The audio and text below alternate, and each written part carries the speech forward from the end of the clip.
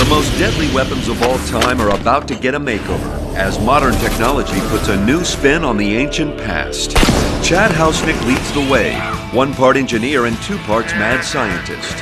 Historian Mike Lodes explores these weapons' time and place before putting Chad's creations to the test. Mike and Chad set out to uncover the secrets of the close-quarter weapon of the Indian Sikhs, the chakram. Will Chad become the spin doctor or lose his head trying?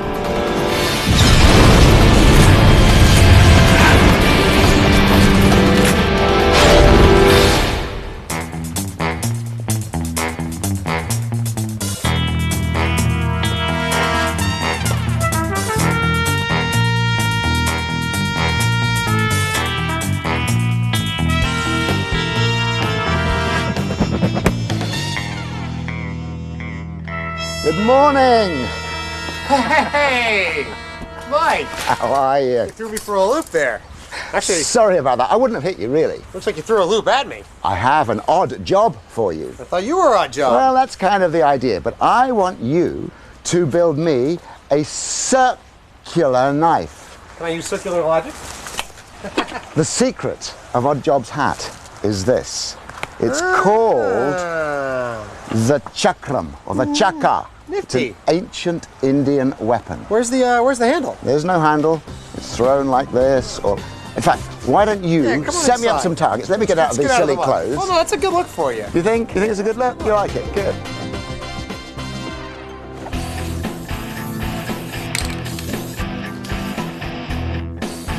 Excellent. A target. Now, leaving your monkey business aside, the chakram. The chakram. It was the shock attack weapon of the Sikhs, a terrifying shock attack weapon. What do you mean? They were an arsenal. Every man was bristling with these things. They had small ones up their arms, they had big ones around their neck, they had these ones stacked up in tiers up very tall turbans. And did the Sikhs have a habit of being buried with all 10 of their digits? I mean, this thing seems as dangerous to me as it does to my enemy. Well, there's obviously something in the technique, and from what I can tell from the pictures, they're either throwing it like this, like a killer frisbee, the blade's coming away from the hand, or they're throwing it open-handed like that, or sometimes they twirl them like this. I can handle this blade without, hurting myself. But Yeah. I don't get it. I mean, what's wrong with just like a regular old, throwing knife? Well, it worked. Good shot, by the way. Thank you. Except that you have to go and talk to the enemy and ask for their permission if you can pace out the distance, because it's all determined on having the right point on the blade at a certain distance to do the job. That's true. I mean, this has always got the business end forward.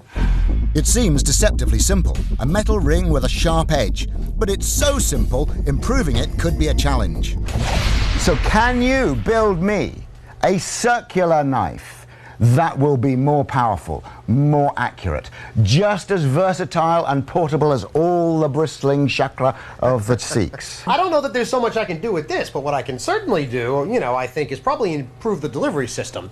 I don't know. Let me ponder over it a little bit. Okay, well, while you're pondering, I'm going to go to India. All right. And find out about the culture and how these things are really used. Alrighty. I'll see you in a little over a week. Have fun. I've been told to head to the city of Amritsar in the northwestern part of India, about 30 miles from the Pakistani border.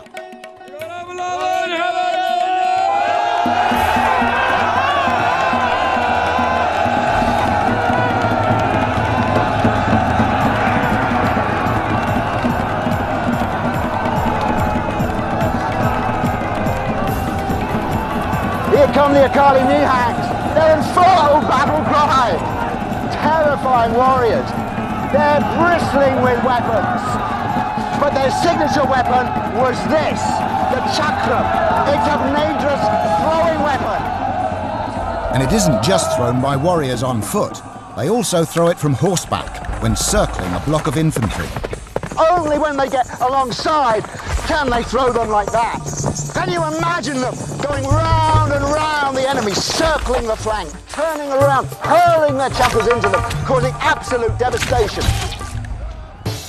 The chakram wasn't only for extreme close quarters. It could be thrown a relatively long way. How long away, I wonder? bad for a first effort. So put a bit more into that. Oh, that wasn't even as good. One more. This is the one. That was at least a good straight throw.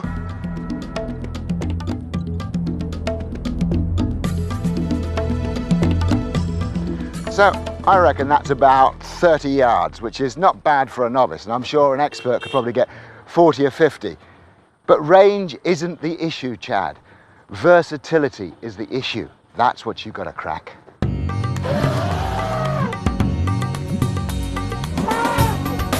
As if 20 ways of throwing it from the ground and from horses wasn't enough, they also threw the chakra from elephants. They would hurl them down on their enemies. This is a devastating war machine, absolutely raining them down.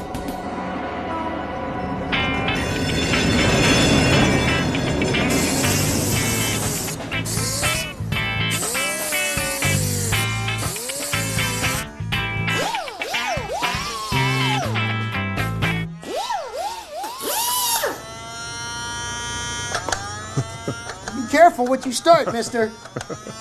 You might just have to finish it. I got some kind of weird message on my machine about some kind of Sikh throwing ring thing of death. Yes. What was that all about? I figured it had something to do with these toys, so I picked them up. Well, it's quite similar. This is a chakram. Aha. Okay, it's the flying, spinning razor blade of Sikh death. It's like that sort of like, last 10, 20, 30 yards, melee shock weapon. I see. As Mr. Loads describes So it's like a frisbee. Well, it's like a flying, spinning frisbee razor blade of death. So it's like a throwing ring. So let's go fling something. All right, Tim, let me show you the problem I was having the other day with these things rolling. And it seemed to do it with everything. Rings, dinner plates, silver pagodas, grinder discs. Well, I noticed you were doing it with these things. Yeah, give those a shot. Yeah, when I was shooting these, they were kind of falling over to one side. Yeah, they're just, yeah. Now what happens when you throw those? Well, it's the same thing. It's like what happens is it starts to tip and then it banks. It like rolls over and then it... Yeah. No matter what kind of disc I throw, it rolls off to the side. Every single time. I don't know.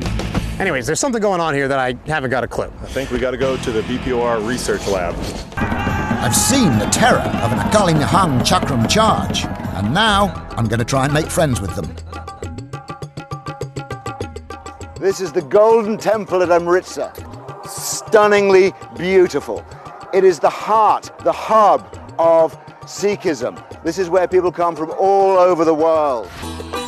It's good to see you again. Yes, Mike. And thanks for asking me here to the camp of the Nihangs. And this is my friend from the UK. He's Nidha Singh Nihang. He's from England, but he actually is a proper Nihang. In fact, he's a Nihang master at Nihang weapons, at the martial arts, all the weapons, especially the chakra. Yeah, chakra, and the chakra is a special weapon. Nihangs, and today I'm going to introduce you to Nihang leaders.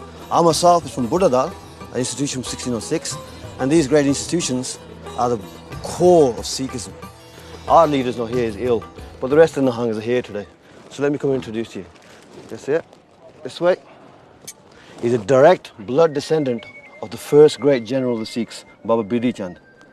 Waheguru Ji Ka Khalsa, Waheguru Ji Ki Fateh. These are the oldest institutions in Sikhism. Buddhadal, Bidhi Chandiya Dal, and Turna Dal, Baba Deep Singh. There's nothing older, none older in Sikh tradition, Sikh history than these institutions. And these are the masters of the chakra. Waheguru Ji Ka Khalsa, Waheguru Ji Ki Fateh. And this sword was gifted by Guru Hargobind Ji to Baba Bidhi Chand. It's unique in these symbols on it, Kalka and Shiva. And Shiva is the master of the chakras. So there's a huge response as soon as the blade comes out. Yeah. I mean, weapons mean something. Yeah. Weapons in the Khalsa tradition are worshipped as the guardians of the Dharma, protectors of the people. And these institutions, Bidhi Chandiyas, Baba Deep Singh's Dal, have been protecting the people in these regions have been educating the people, feeding the people for centuries, and they still do this today. Traditional education alongside modern education, traditional ways alongside modern ways. These are the Nihangs, these are the masters of Chakkas. Thank you. Tell them I'm very honoured to meet them.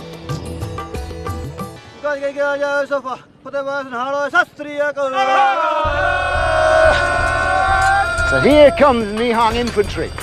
You can see they're coming in single file. All I've got is this bunch of melons. Very difficult to shoot at that small file. Now they're spreading out into formation. Any minute now they're going to start attacking me. They're bowling their chakra on their arms, swinging them in. I can't shoot back. It's very, very difficult. Wow, that was pretty hairy. Now, that kept me and my melons pinned down. There is no way that we could have got a shot off during that. And now they're upon us. Sikh weapons expert Nidar Singh is going to show me the finer points of chakram use. You were throwing this in lots of different ways. You were doing an underarm one? Yeah, What's underarm that all is about? taken this way. Chutki here, it's called Yeah. Chutki method. Footwork like this. As you're running along, you're targeting ankles, knees, heads. So that direction, that it's direction. enabling you to throw while you're on the run. On while the you're, run line. that important bit of closing when the enemy could be using spears or bows or muskets to shoot you. Other methods you were using once you got here, once you were Okay. standing. One method is to throw this way, but cross the lines. So that way. Second method is cross that way. So that's So when you- they were winging all over They're my all head. over the place. They were going everywhere. And that looks to be a more powerful thing. But Much you're more not taking it back like this. Never pack, because we have lines next to us, so we don't Because hit them. if this man's here, Yeah. you're pretty tight formation. So Footwork nice and I've got tight. to sort of bring it in here and That's it. yeah, and it sticks in. It sticks in, it'll ricochet if it's done proper. That would be the other thing, isn't it? Yeah, Even if it ricochet. doesn't kill the man, it's going to bounce. And this one from this side? Is, again, this way. Look at the footwork. That's the key thing here. Yeah. Feet together, pivot, and you whip around. So you're really using the whole. This Whole looks to body. be the most powerful Yeah, one. that's it. You got There. feet together. Feet is the key feet thing. together. Okay, it's there, and look at that! I killed a melon. Wonderful. Now that's very powerful. But the most famous one, the one I'm familiar with, is the Tajani. You call it? Tajani, yeah. Hey, how do you use it tactically? Let me show you. Come.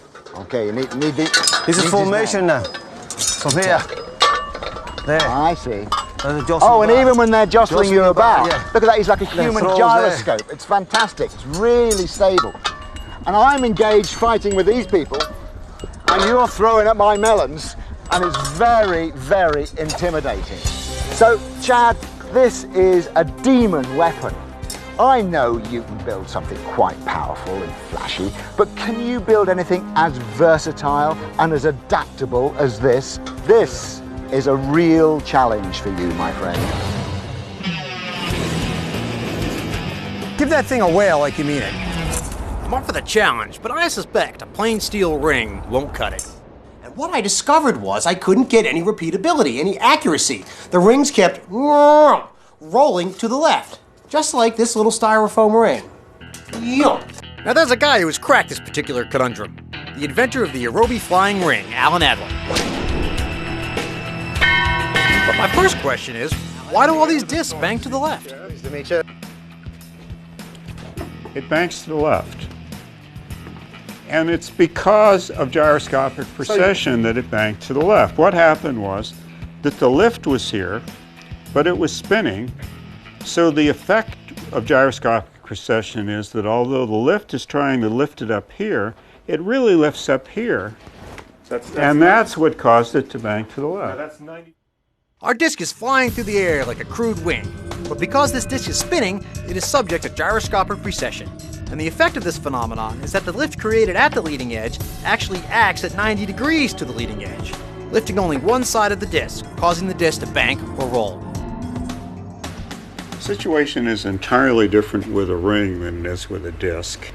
And in the case of a ring, what we've got going is we've got like two airfoils flying one in front of the other. If the ring's moving this way, this is the forward airfoil, and this is the rear airfoil. But we still get roll because the forward airfoil creates turbulence, spoiling the lift of the rear airfoil, resulting in unequal lift. One side lifts more than the other. genius of Allen's design, and the reason his rings fly flat, is the technique he used to balance the lift forces. Allen designed an airfoil shape which, when deployed as a spinning ring, spoils the lift of the forward airfoil and improves the lift on the second or following airfoil, which results in equal lift forces. Well, the way these things are used at short range, aerodynamics doesn't really affect their flight that much. I'm talking about the Chakram now. Whereas the Araby has been thrown a quarter of a mile, a Chakram, I think, is maybe thrown at a distance of 10 or 15 feet. Ah, but that's my challenge. I mean, that's what I'm trying to do. I'm trying to not achieve a quarter of a mile, but I want to, reach out and touch someone, but from more than 10 feet. So a disc can be made to generate lift, to actually fly. But the problem is, my disc's gotta have some mass to them, some real weight in order to do some damage. A Chakram weighs at least twice as much as an Aerobie. Please correct me if I'm getting any of this wrong, but assuming we can get any lift at all out of a, Chakram with a profile, that lift will increase dramatically with the velocity. Yeah, velocity squared. So faster is better, right? And it just keeps ramping on up. So faster always equals better. So what we want to do is fling this thing as fast as we can. Okay, I'm starting to get it. Not much I can do about the weight. I mean, a razor blade flingy thing of death ain't made out of plastic. I need more lift, and to do that, I need more velocity. And to do that, I'm gonna have to launch these things really fast. All right. So it looks like Tim might have found a solution to our Chakram chucking problem. Morning, Tim. How are you? Great arrival. After a little stroll? Yeah. So your idea is that we can take one of these clay pigeon chuckers from, trap, skeet, shotgun, blow, clay things up, and adapt it to throwing the Chakram. I don't know. All I know is that the Chakram is a disc and it's flung somehow. Right. And this is the closest analogy I could think of. So this is flinging clay discs. So let's look at the mechanism, Yeah. see how it works, maybe get some ideas. Before we get to work, I think we've got some time to play. Count down, right? And pull. Pull.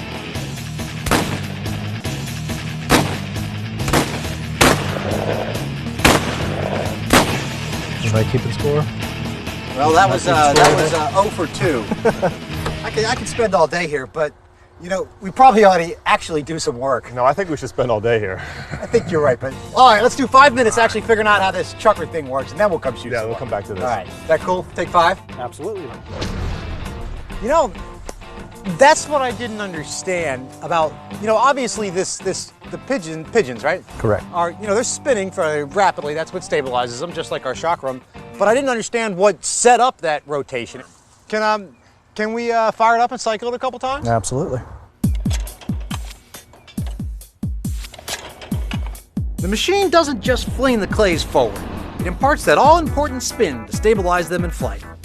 It works by a spring-loaded arm projecting the clays forward, but the arm has a rubber coating that grips the clay pigeons as they're being flung. It's the friction between the arm and the clay targets that causes it to spin as it's being flung forward. Right, fire in a hole. Oh, I like it. The rate of fire is fairly impressive. Look at this, Tim. There's a pivot on the side, so this whole assembly can do this. Yeah. So I guess that's so you can get the hooky wookies. Oh, I like the hole. All right. So there's only one hole. So it feeds them evenly. Yeah, it's like a coin counting machine. Mm-hmm. Now, let's see what kind of rate of... That is pretty fast. Did you bring your credit card? Yeah. I think we're done. Look, Did you bring the ratchet straps to put this on your back? I did. It's already mobile. It's got a little trailer hitch on it. All right, box it up. Box it up, we're done. Wash it up. You'll take it. Cool, this is great. I'll just take this skeet shooter and modify it to fling Chakrams. Okay, just one more. I can't leave without hitting at least one.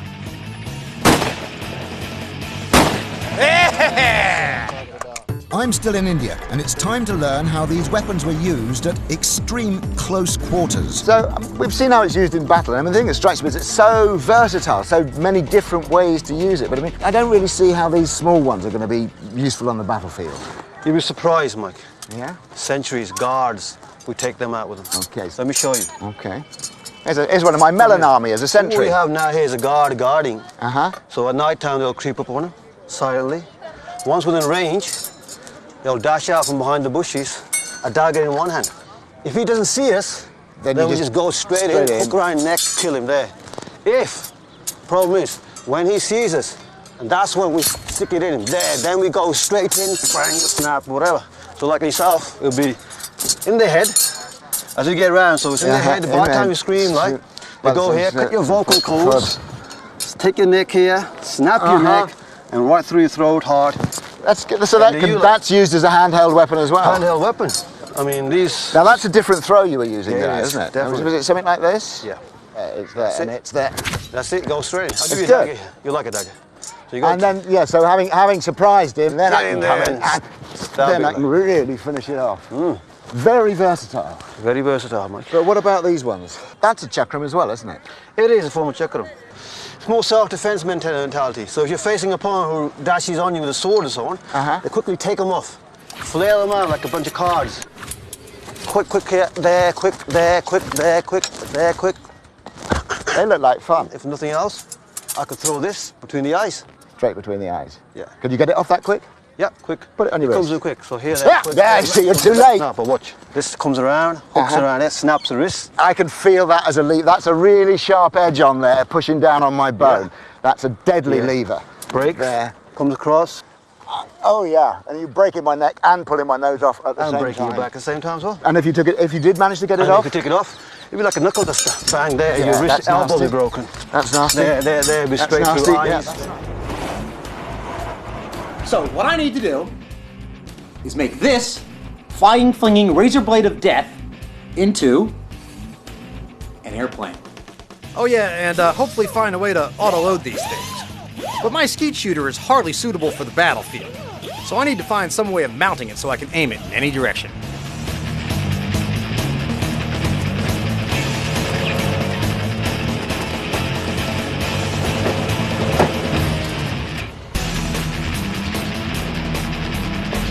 I'm going to fabricate a mount from this old trailer axle. It's time to transform this pigeon launcher into a bona fide chakram chucking gun.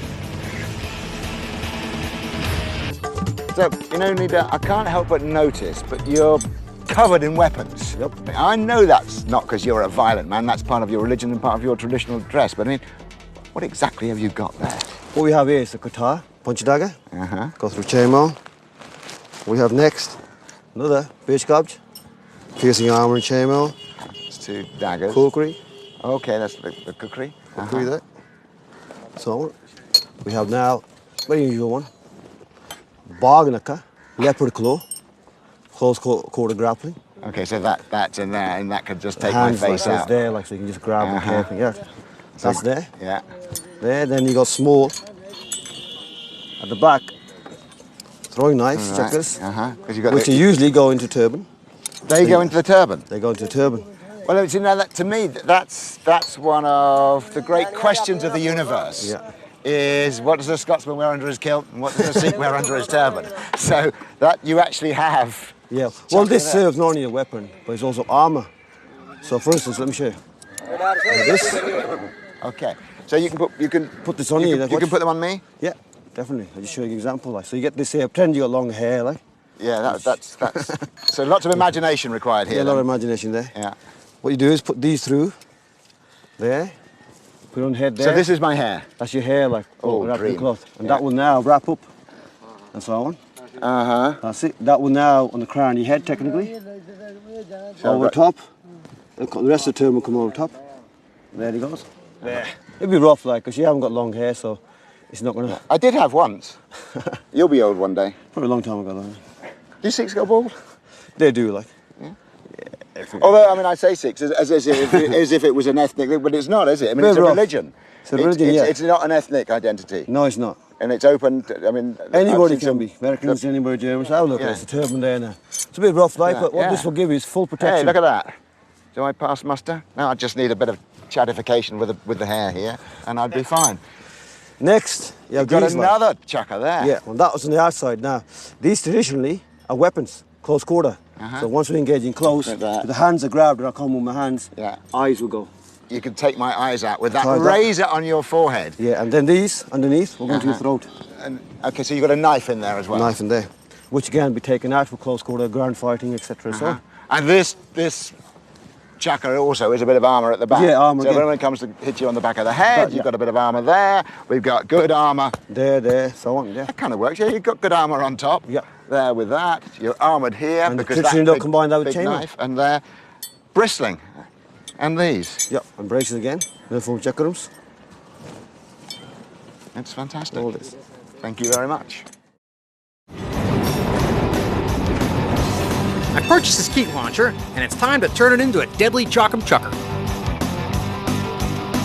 The first step is to lower the height of the launch arm. Remember, it's designed for throwing 3/4 inch tall clay pigeons, and my chakram rings are much thinner. Basically, I'm going to subject this device to a phase 2 repurposing program.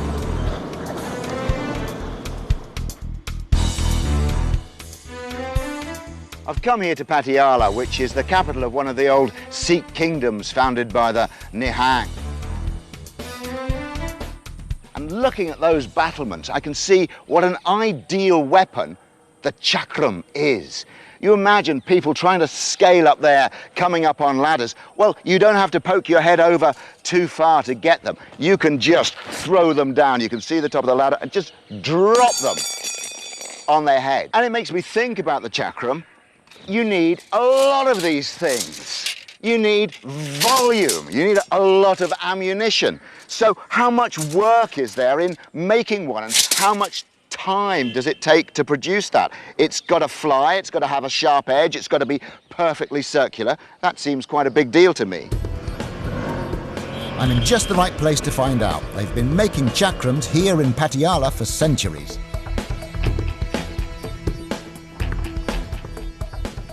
So I'm here with Harinder Singh, and he's showing me how to make a chakram. Now, his family have been doing this since the 16th century. It's a traditional craft handed down through the generations. He's heated this billet up in the furnace here and gradually curving it round. Miss Akadir? Okay, so I'm going to have a go at this. What, Badir? Okay. Yeah, he said I'm very good. Now, we obviously put that back in the furnace again.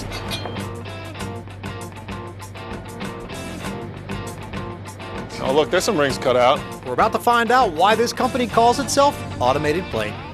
So that would be the plate. Yep. And that would be the automated. The automation, yes. And we specialize pretty much just in laser cutting.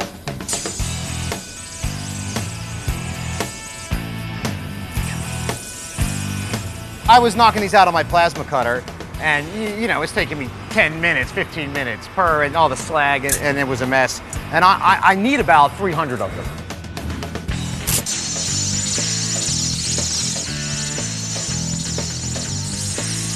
Man, that is quick. In seconds, we've cut out a couple dozen rings.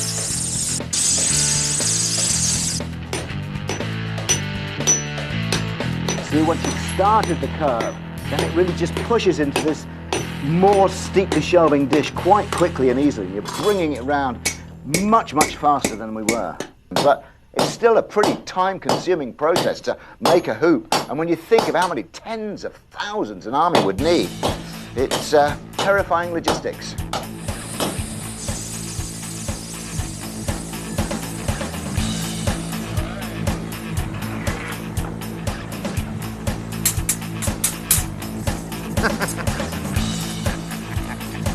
I love it. That's the way to make a chakram. Very nice, Jim. Very nice. Now that's what I'm talking about.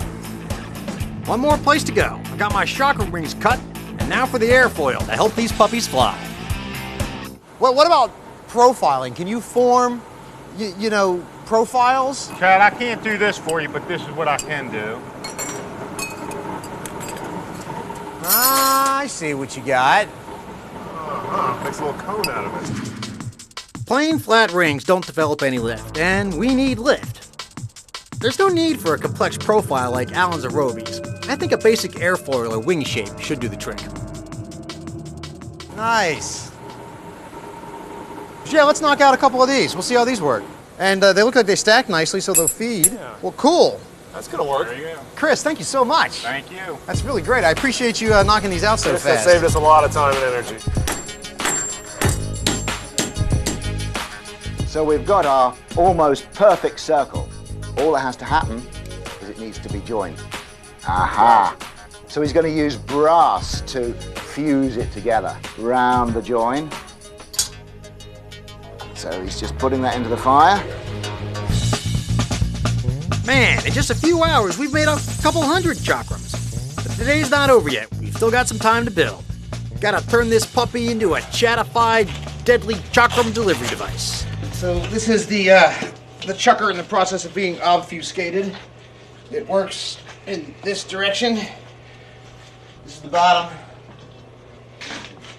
And this is the plate that goes on there. So what I need to do is figure out how I'm going to mount the pillow blocks onto the plate in such a way that they don't interfere with the operation of the apparatus.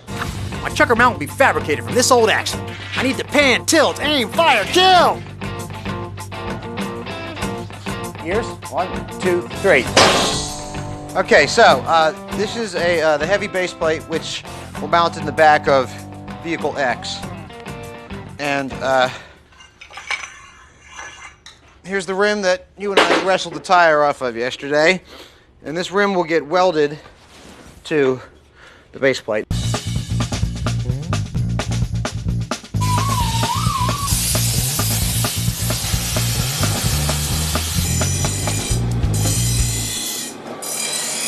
So I'm now on the other side of the workshop with Mobinder Singh, Harinder Singh's brother, Harinder and Mobinder. And he's showing me how to grind the airfoil. Mobinder, Mirka Sandhya? Yes. Shukriya. So I'm going to have a go at this, and I think I watched him closely enough. But you know, it's taken us, I should think, 30, nearly 40 minutes to get to this stage. And there's still a way to go till I get that shape. It's a very time-consuming business, but it's not hugely skilled. Oh, the joy. Feels like a burden has been lifted off my shoulders.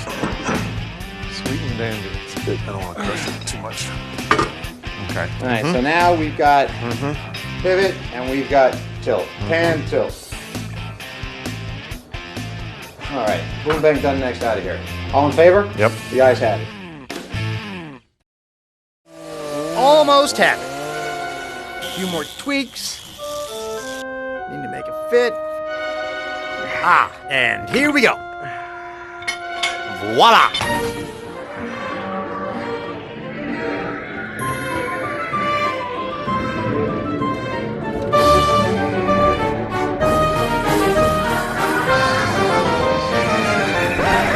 Man. All right, need to get ready for a visit from Mike. So the Niangs are packing up. They're moving on. It's time for me to move on. Hey, good morning. Good morning, Mike. How are you?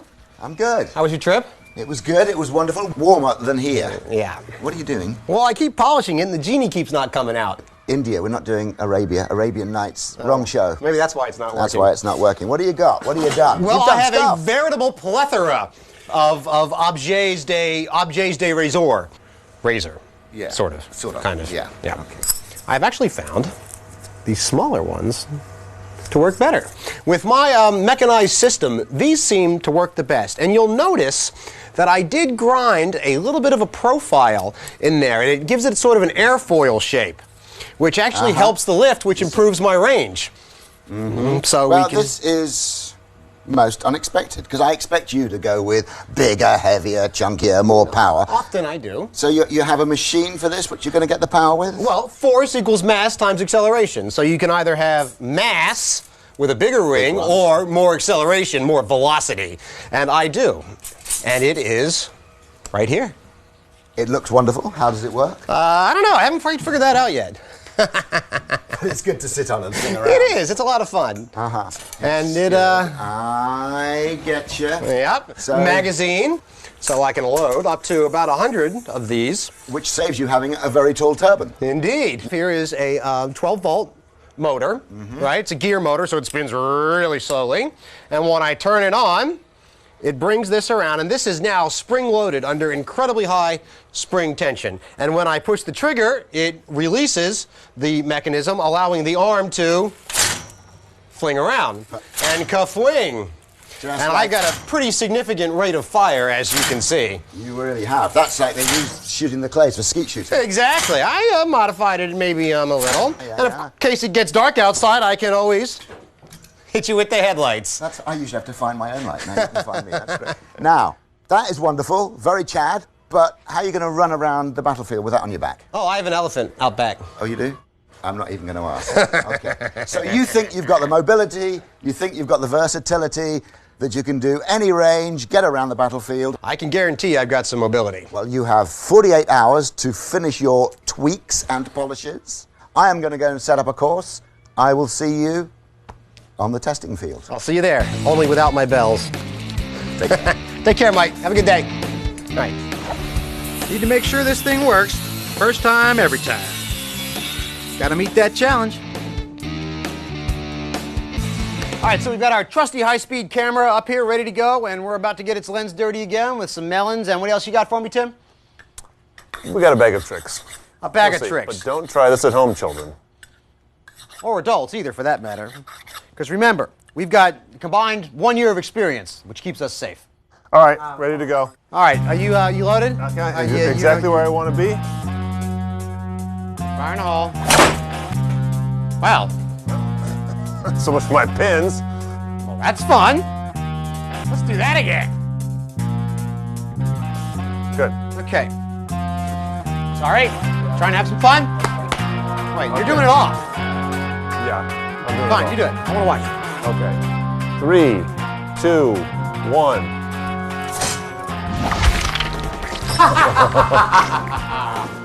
Right through the middle.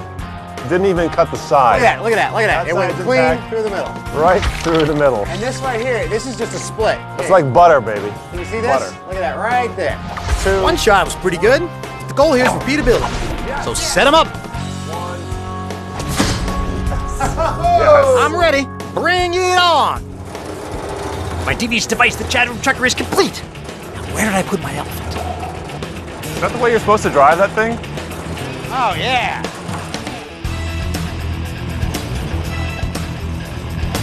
That's good. Probably about right. Okay, stand it up. Stand it up. Okay.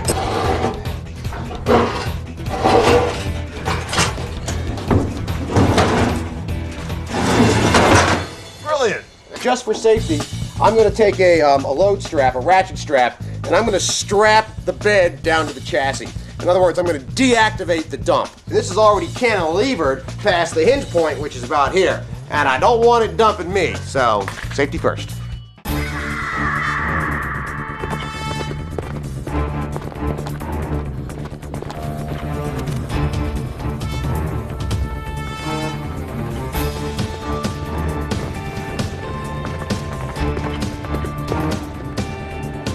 Oh my goodness me. What have you got here? Good morning, Mike. Good morning. Now, wait a second. I'm pretty sure that that's a horse, not an elephant. Yeah, and that is clearly your mechanized elephant. It is. It's very wonderful. But, isn't there something missing? Little round Oh, thing? the little, yeah, the chucker part. Yeah, I mean, elephant's wonderful, but I came to see some... We've got a surprise for you. Come here, check this out. Uh-huh. You wanna have a look under the hood? Ah, machine. Indeed. Got lots of electrical gizmos on here. I've seen the flippy arm in your workshop, but does it actually throw things, and can it hit anything? It was the other day. It was... Well, I have a target over there. I am going to mark out 50 paces from there. Okay. Bring your elephant to me, and I want to see you hit that thing. Okay. Let's do it.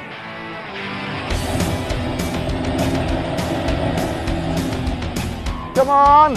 It's getting a good bit colder out here while you're feeding your elephant or whatever you're doing to it. Okay, 50 paces. 1, 2, 3, 4, 5. 35, 36, 48, 49, 50. Bring her in. 50 paces. That's the challenge. I want to see what this puppy does. You look great. You look like the rear gunner in a Lancaster bomber. Okay, show me. Alrighty.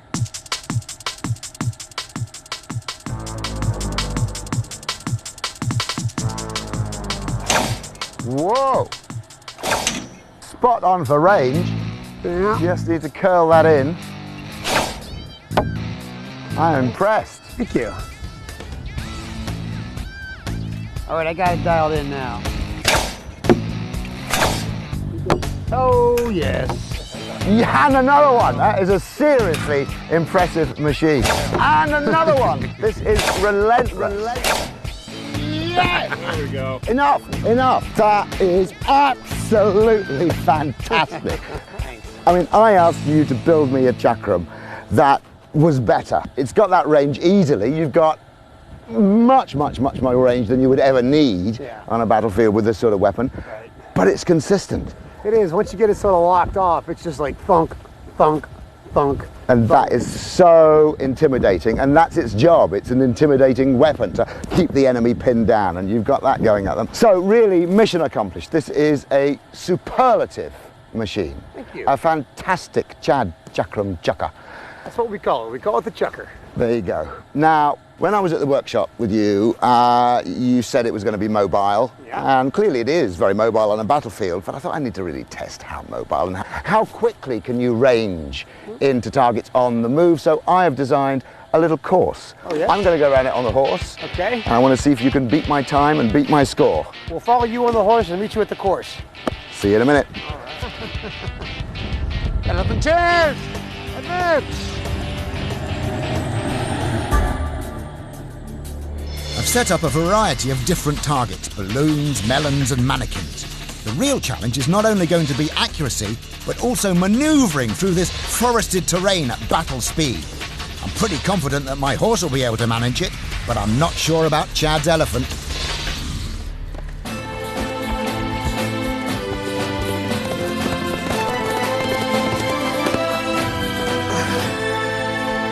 So there's the course. What do you think of it? I think it's some of these turns are going to be fairly tight for me. Yeah. I think I'll get them around them. You can kind of do turny things on this. Yeah, but I don't think I'm going to have any trouble with the targets. Well, obviously, it's a test of accuracy. It's not a test of gator versus horse. But what I want to see is I want to see how quickly you can range and aim under battlefield conditions. So time is a factor. Okay. So I'm going to ride it on the horse first. I'm going to try and push through and try my luck at hitting. Yep. But that time will be your benchmark. Okay. So you'll get some credits for the extra hits you get, but I'm not going to tell you what they are. So you have got to make a judgment of how much you dare pause. A tactical decision. A tactical decision. I love tactical decisions. You won't know. So, got a watch? I do have a watch. I'm going to start out there. When I pass those blue flags, it's a go. I will call stop when I cross the finishing line. Okay, let me set it up. All right, okay. May the best man win. Ha! Just man.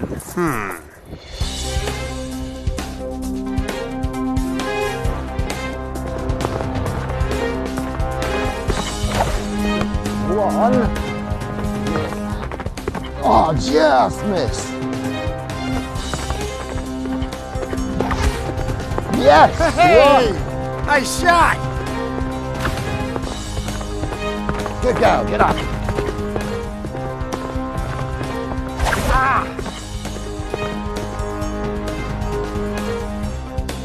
Stop the clock. Got it! I almost missed the stopwatch at the end, but I got it.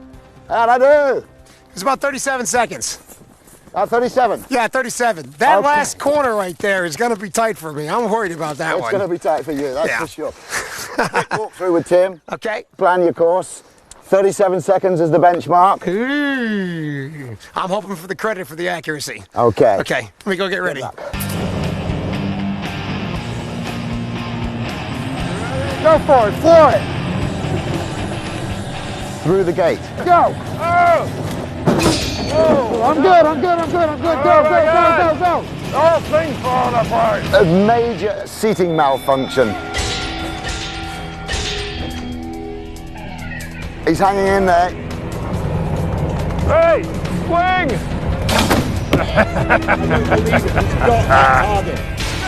Here we go, round again. Things are not looking good for Chad. He seems to be losing control of his machine. Whoa, it's getting out there. Oh! And is really struggling to complete the course.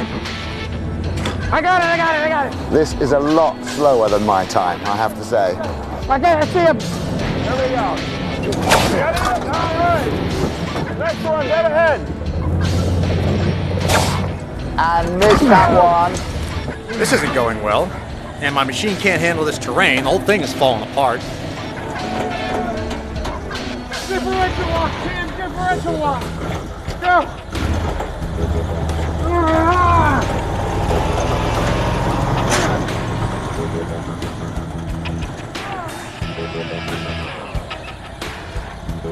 Oh my God. All right. Put a fork in me. I'm done. I don't know, Tim. It's not the beach for this world. I don't know. It was a valiant effort. Maybe on the open field, but There were some good ideas and there were some bad ideas. I think I'm returning on my shield, not with it. Yeah, well, Let's go find Mike. Well, I think you did pretty well. That was a good job. So You were able to knock off 2 targets, as was I, but you took much longer to complete the course. should we call it a draw?